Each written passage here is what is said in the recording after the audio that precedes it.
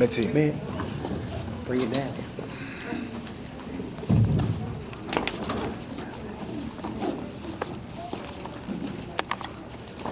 Hello, my name is Mitchell Thomas, and I'm an award-winning movie star. Movie star? Well, yeah, I won a Golden Globe Award and Academy Award for Best Actor for my performance in the comedy romance film Jamaica Me Crazy in 2013.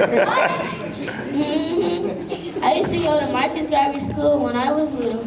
I attended High School Musical and Fisk University, where I studied theater arts. I maintained a high GPA and earned my degree. I produced a few school plays and took business classes so I would know how to manage my own financial affairs. It is very stressful being an actor because you have to remember your lines at a short amount of time. You have